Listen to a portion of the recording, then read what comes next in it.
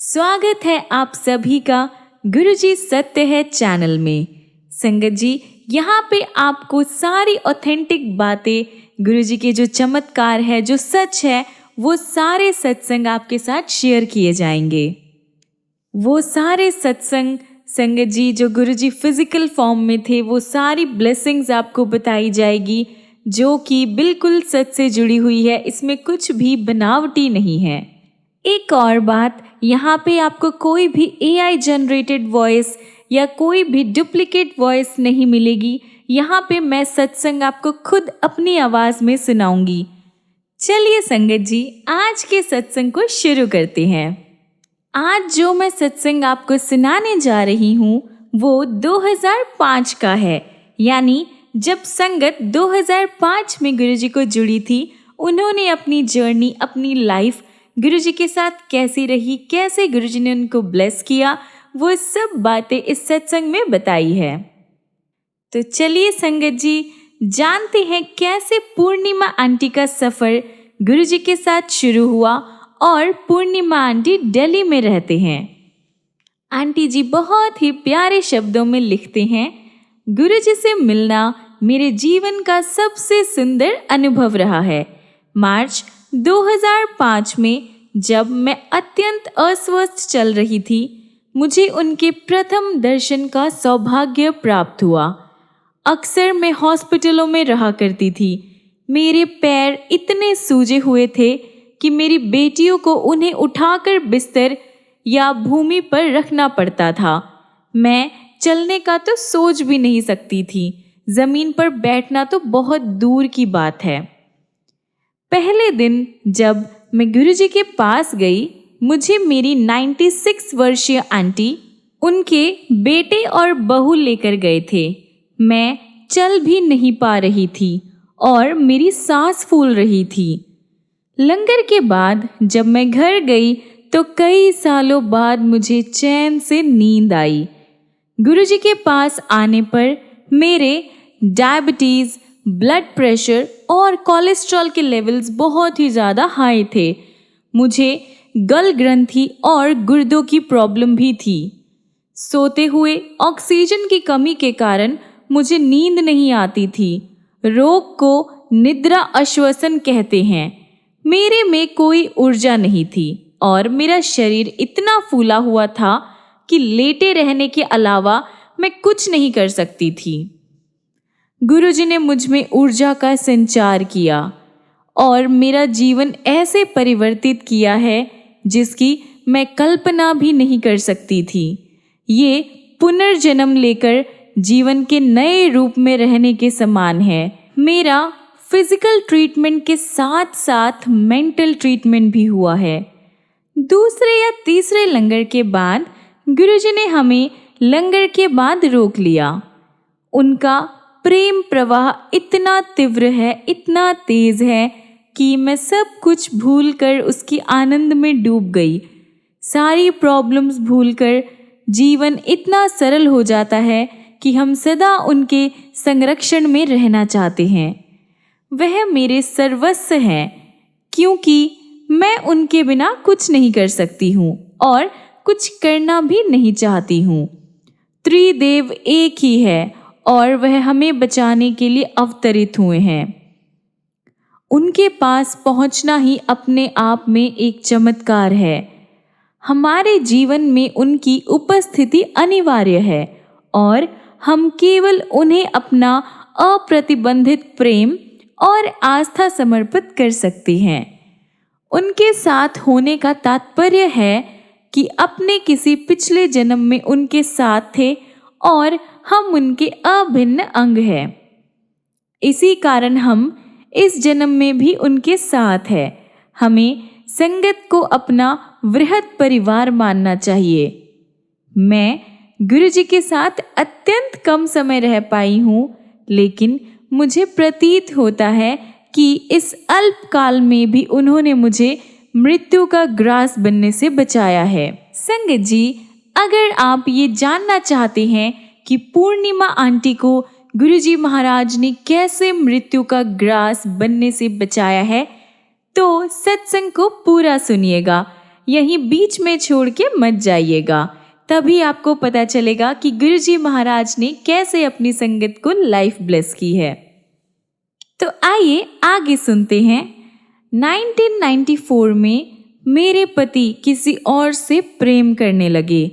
मुझे लगा मानो मेरा जीवन ध्वस्त हो गया हो। उन्होंने मेरे साथ विश्वासघात किया था। फिर भी मुझे लगता रहा कि एक दिन सब पहले जैसे सामान्य हो जाएगा। हिंदू परिवार से होते हुए मैंने एक मुसलमान से प्रेम विवाह किया था और धर्म परिवर्तन भी किया था। 2006 में मेरे पति ने अपनी इस प्रेमिका से विवाह कर लिया। ये होने के बाद भी मैं संतुष्ट हूँ। इस शांत भाव की प्राप्ति के लिए गुरुजी ने मुझे आत्मनाश से रोका। मैं उस कंडीशन में थी जब मैं आत्महत्या को छोड़कर कुछ भी करने को तत्पर थी। 1998 में मेरी एक बहुत बड़ी सर्जरी हुई थी जो 7-8 घंटे चली थी। उसके बाद जब मेरी जीवन नैया डूब रही थी, गुरुजी ने ही मुझे बचाया था। कुछ समय पहले ही होली के अवसर पर मेरे पैरों पर छाले हो गए और किसी कारणवश ये सड़ने लगे। घाव में से बदबू आने लगी। डॉक्टर्स ने मेरा पैर देखकर कहा कि अंगूठे को काटना पड़ेगा। उस दिन थर्सडे था और गुरुजी के दर्शन के लिए मेरा नियत दिन यानी डिसाइडेड दिन तो फ्राइडे था। कहने की आवश्यकता नहीं कि उनकी आज्ञा के बिना मैं कुछ भी करवाने को तैयार नहीं थी। गुरुजी ने कहा कि एक छोटा सा छेद करने से वह ठीक हो जाएगा। वैसा करने से 1 महीने में मैं ठीक हो गई। अभी तक मैंने किसी अंग विच्छेदन रोगी को उससे बचते हुए नहीं देखा है। कभी कभी मैं दुखी होती हूँ क्यों मैं अपने शरीर के प्रति इतना असावधान रही हूँ और मैंने उसका ध्यान नहीं रखा है। यदि मुझे पता होता कि एक दिन मुझे अपनी स्वामी के दर्शन करने पड़ेंगे तो मैं अपने शरीर को इतना रोगग्रस्त नहीं होने देती और उन पर इतना बोझ नहीं बनती। गुरुजी अपने अनुयायी की वेदना अपने पर अंतरित कर लेते हैं यानी अपने ऊपर ले लेते हैं। जब वह हमारे कारण कष्ट उठाते हैं, मैं अपने आप को बहुत ही असहाय पाती हूँ। क्या हम कुछ कर सकते हैं? मुझे ज्ञात नहीं है कि मैंने उनको पूर्ण समर्पण किया है या नहीं। क्या मुझे डाउट है या प्रेम के कुछ तत्व को रोककर यह उनसे सीमाहीन प्रेम का नाटक है? मुझे पता नहीं है कि प्रेम क्या होता है। मुझे केवल इतना ज्ञान है कि जब से मैं उनसे मिली हूँ, मैं उनकी दिव्यता का अनुभव करना चाहती हूँ। इससे अधिक और क्या मांगूं? गुरुजी का प्रेम सदा हमारे दिल में खिलता रहे। कुछ भी हो जाए, पर मैं उन तक पहुंचना चाहूंगी। मैं निवेदन करती हूँ कि मेरे कर्मों को इस प्रकार से परिवर्तित करे कि हमें सदा उनकी उपस्थिति का आभास होता रहे। मैं अपने स्वामी के साथ ऐसे ही रहना चाहती हूँ। जितना मैं उनको देखती हूँ, उतना ही मेरी प्यास बढ़ती है और इस प्यास को बुझाने के लिए एक जीवन पर्याप्त नहीं है। आत्मा की भूख और प्यास का ध्यान तो केवल उसके स्वामी ही रख सकते हैं। संगत जी, क्या आपको भी गुरुजी से इतना प्रेम है? क्या आपको भी ऐसी प्यास है गुरुजी की? तो आप हमें कमेंट्स में ज़रूर बताइए। मुझे सदा चिंता लगी रहती थी कि मेरे बाद मेरी बेटियों का क्या होगा, पर उसका भी निर्णय हो गया है। मेरी बेटियों को अब गुरुजी के संरक्षण में सुरक्षित होने का आभास होता है। उनको जो प्रेम अपने पिता या मेरे से नहीं मिला, वह उनको गुरुजी और उनकी संगत से मिल रहा है। ये बात मुझे आनंदित करती है। मैं मोक्ष का अर्थ नहीं जानती। मेरे लिए उनके दिव्य दर्शन ही मोक्ष है।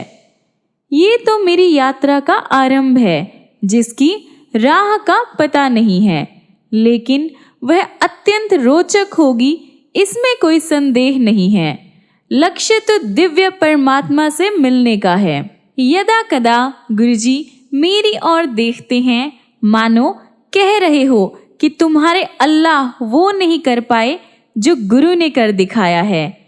ऐसे समय पर मैं मुक बनकर उनको देखती रहती हूँ, अपना सिर तक नहीं हिला पाती हूँ और कुछ भी कहने में असमर्थ रहती हूँ। आज मुझे लगता है केवल अल्लाह ही ये कर सकते हैं। धीरे धीरे मुझे विश्वास हो गया कि वह उस सर्वशक्ति और ऊर्जा के स्रोत हैं, जिसके हम अंग मात्र हैं। अलग अलग काल में, अलग अलग अवतारों में वह मानवता को सही रास्ता और उनके कष्टों से बचाने के लिए आए हैं। आप उनको अल्लाह, राम या गुरु नानक किसी भी नाम से पुकार सकते हैं। मेरी कामना है कि मेरा मन उस स्तर पर पहुंच सके जहां पर मुझे केवल उनका आभास हो और मुझे सदा उनके कमल चरणों में स्थान मिले। मेरा गुरु प्रेम इतना इतना सशक्त हो कि उनके और मेरे बीच कोई और ना आ सके। सच्चे भक्त की तरह मैं उनकी सराहना कर सकूं, क्योंकि उन्होंने हमें वो सब दिया है जो हमारे लिए आवश्यक था। हम तो केवल तुच्छ प्राणी हैं, उनके लिए कुछ भी करने में असमर्थ है। हम तो केवल उनके प्रति धन्यवाद और हार्दिक आभार प्रकट कर उन्हें जीवन भर याद कर सकते हैं। वह हमेशा हमारे दुष्कर्मों को क्षमा करे। हम तो मनुष्य हैं और भूल कर सकते हैं, तो गुरुजी कृपया हमें मोह से बचाए और हमारी अंतिम सांस तक आपके प्रति श्रद्धा सदा विकसित होती रहे। उसके बाद हमें आपकी सहायता की आवश्यकता और अधिक होगी। हम आपकी छत्र छाया में सौभाग्यशाली है। भावात्मक ढंग से हम सुरक्षित हैं और इतने पूर्ण हैं कि अशांति का तो कोई प्रश्न ही नहीं उठता है। मैं अपने आप से पूर्णतया संतुष्ट हूँ। ये प्रशांत भाव है। कभी कभी मेरे हृदय में कृतज्ञता का प्रवाह इतना ज़्यादा होता है कि मेरी अश्रुधारा बहने लगती है। यह इतना सुंदर अनुभव होता है जब केवल प्रेम के कारण आंसू बहे। गुरुजी के पास 2 बार आने के बाद मुझ में उनके समीप होने की चाहत बढ़ गई है। मैं अपने आप को रोक नहीं पाती थी। मेरे पति को गुस्सा आता था और हम झगड़ते थे, पर मैं गुरुजी के पास पहुंच जाती थी। हर बार गुरुजी सवाल किया करते थे कि मैंने क्या बहाना बनाया है और मैं व्यथित होती थी कि उन्हें कैसे पता। लेकिन अब मुझे पता है कि वह तो स्वयं परमात्मा है और उनको प्रत्येक कर्म का ज्ञान है। हम कठपुतलियों को उनकी उंगलियों पर नाचना है, उनके बिना हमारा अस्तित्व ही नहीं है। गुरुजी के बारे में लिखना सरल नहीं है। उनके आकर्षण को शब्दों में प्रकट करना बहुत ही मुश्किल है। यदि सारे महासागर स्याही बन जाए और सारी पृथ्वी कागज, तो भी ये संभव नहीं हो पाएगा। मैं अपने प्रभु और स्वामी की प्रशंसा प्रलय तक करते रहना चाहूँगी। कृपा करें कि मैं ऐसा कर सकूं। शब्द कम पड़ जाएंगे, लेकिन मेरी भावना कम नहीं होगी। अंत में मैं अपनी 5 इंद्रियां उनके चरणों में समर्पित करना चाहूँगी और वह मेरी इस भेंट को स्वीकार करे। अगला सत्संग शुरू करने से पहले क्या आप सब मुझे बताएंगे कि आपको इस सत्संग से क्या मैसेज मिला? कमेंट्स में ज़रूर बताइए। तो चलिए अब सुनते हैं अगला एक्सपीरियंस प्रमिला मेहता का। इनका सफ़र गुरुजी के साथ 2004 में शुरू हुआ था, पर स्ट्रगल्स बहुत पहले ही शुरू हो गए थे। दिल्ली के एक फेमस हॉस्पिटल में सर्जरी करवाने के बाद श्रीमती प्रोमिला मेहता अपने जीवन के लिए जूझ रही थी। वह 1995 से हाई ब्लड प्रेशर से परेशान थी। जुलाई 2000 में उनकी यूट्रस निकालने की प्रोसीजर हुई। डॉक्टर्स ने सर्जरी करते हुए उनके हाई ब्लड प्रेशर की अपेक्षा करी थी और सर्जरी के बाद वही हुआ। उनका ब्लड प्रेशर 180-120 हो गया और 2 वीक तक उसी लेवल पर रहा, जो कि बहुत डेंजरस था। फलस्वरूप उनके गुर्दे खराब हो गए और उसका कोई भी उपचार नहीं था। उनका क्रिएटिनिन का जो रिजल्ट आया वो 1.8 पर आया, जो कि नॉर्मल इंसान के लिए बहुत ही हाई माना जाता है। प्रोमिला ने ठीक होने के लिए सर्जरी करवाई थी, लेकिन उसके बाद तो उनकी जान पे ही बनाई। बॉडी के दूषित ब्लड को सही करने वाले दोनों गुर्दे तो उनके खराब हो चुके थे। उन्होंने काम करना ही बंद कर दिया। प्रोमिला कई डॉक्टर्स के पास घूमी। उनका उपचार बेंगलोर, दिल्ली के एम्स और नोएडा के कैलाश हॉस्पिटल में हुआ, लेकिन कोई भी लाभ नहीं हुआ। उन्होंने आयुर्वेदिक, होम्योपैथी और एक्यूपंक्चर पद्धतियों से भी ट्रीटमेंट करवाया, पर सब कुछ असफल रहे। डॉक्टर्स ने कहा कि गुर्दों का ट्रांसप्लांट ही अब अंतिम सल्यूशन है। समस्या गंभीर होने के 5 साल बाद उनकी एक कोवर्कर ने गुरुजी के बारे में बताया। उन्हें अप्रैल 2004 में बताया गया था, लेकिन उनको गुरुजी के दर्शन का अवसर 21 जुलाई 2004 को ही मिला। गुरुजी ने उनके आने के लिए पॉसिबली वही दिन डिसाइड किया होगा। संगत जी, उस दिन गुरु पूर्णिमा थी। गुरुजी ने उन्हें एक तांबे का लोटा लाने को कहा, जिसे उन्होंने अभिमंत्रित किया। वह रोज उसका जल पीती थी। जुलाई 2005 से दिसंबर 2005 तक वह गुरुजी के दर्शन के लिए चारों दिन यानी थर्सडे से लेकर संडे तक आती थी। उस लोटे का जल ग्रहण करने के कुछ दिन बाद ही उन्होंने देखा कि उनकी स्किन, जो बूढ़ों जैसे दिखने लगी थी, विशेषकर गर्दन के आसपास, उनमें सुधार आने लगा। एक दिन जब वह गुरुजी के पास बैठी थी, उन्होंने गुरुजी से कहा कि उनके शरीर में ब्लड ही नहीं है और वह सदा दुखी रहती है। गुरुजी ये सुनकर मुस्कुराए पर कुछ नहीं बोले। 13 दिसंबर को सुबह 5 बजे वह अचानक उठी तो उन्हें अपनी नाक कुछ चिपचिपी सी लगी। उन्होंने बत्ती जलाए बिना ही अपनी नाक अपने रात्रि वस्त्र से पोंछ ली, यानी नाइट वेयर से पोंछ ली। थोड़ी देर के बाद उन्हें लगा कि वह फिर भी वही है। उन्होंने बत्ती जलाई और अपने नाक से खून बहते हुए देखकर बहुत ही ज्यादा आश्चर्यचकित हुई। एक रुमाल जल्द ही ब्लड से भर गया। उन्होंने अपने बेटे को जगाया और वो दोनों कैलाश हॉस्पिटल भागे। डॉक्टर्स ने ब्लड रोकने का बहुत ही ज़्यादा प्रयत्न किया, लेकिन उसके न रुकने के कारण उन्होंने उन्हें एडमिट कर लिया।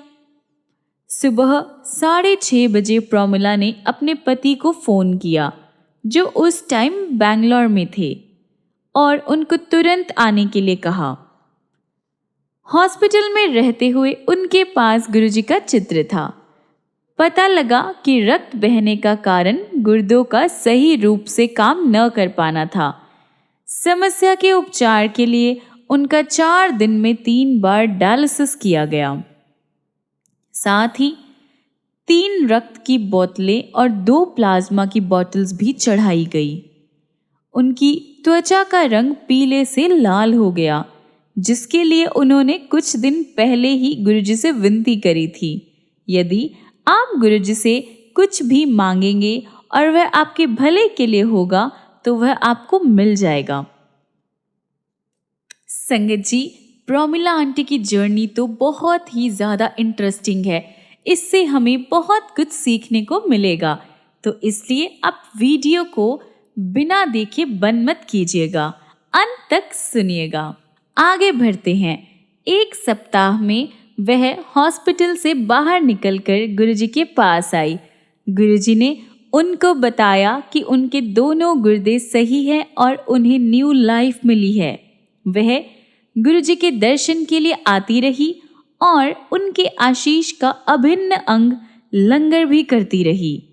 गुरुजी के लंगर में स्वादिष्ट सब्जियां, चटनी, अचार, मिठाई इत्यादि होते हैं, जिनका डॉक्टर्स तो मना कर देते हैं, पर श्रीमती प्रोमिला उस भोजन को शीघ्रता से पचा पाती थी और उनका पूरा सप्ताह सुखपूर्वक निकलता था। फरवरी 2006 में वह फिर से रुग्ण हो गई और उन्हें कैलाश हॉस्पिटल में 3 बार डायलिसिस कराने पड़े। उन्हें ऑल इंडिया मेडिकल इंस्टीट्यूट के स्पेशलिस्ट से मिलने का टाइम मिल गया, तो उन्होंने पराध्वनिक चित्रण करवाने का परामर्श दिया।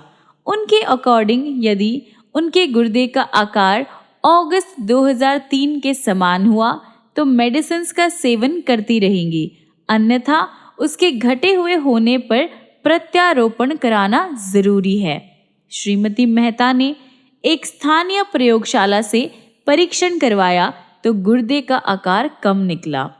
उन्होंने गुरुजी के पास आकर उनके आशीष की कामना करी, ये जानते हुए भी कि डॉक्टर्स ने तो अब प्रत्यारोपण ही अंतिम उपचार सुझाया है। गुरुजी ने उन्हें फिर से आशीर्वाद दिया। अगले सोमवार को प्रोमिला ने उसी प्रयोगशाला से अपना परीक्षण करवाया जिसने अगस्त 2003 में किया था। चमत्कार से वह उसी आकार का पाया गया जो 2003 में था, अतः अब प्रत्यारोपण का तो सवाल ही नहीं था। हॉस्पिटल में रहते हुए उन्होंने गुरुजी के चित्र अन्य रोगियों को भी दिए, वह भी शीघ्र ही ठीक होकर बाहर आ गए। प्रोमिला के ठीक होने पर गुरुजी ने उन्हें वीक में एक बार दर्शन के लिए आने को कहा। गुरुजी के पास हर दर्शन अति निराला अनुभव होता है, किंतु गुरुजी नए भक्तों को भी समय देना चाहते हैं। सप्ताह में एक दर्शन भी उनको प्रफुल्लित कर देता है। वह कहती है कि उस एक दर्शन और लंगर से भी उनमें पूरे वीक के लिए न्यू ऊर्जा, न्यू वाइब्स आ जाती है। संगत जी, आज के लिए इतना ही, क्योंकि हमारे गुरुजी महाराज के सत्संगों की लड़ी तो कभी टूट ही नहीं सकती है और ना ही कभी टूटेगी। पर आपके लिए अभी वीडियो खत्म नहीं हुई है, रुकिए जरा, गुरुजी के अनमोल वचन तो सुनते जाइए और उनका अर्थ भी समझ लीजिए।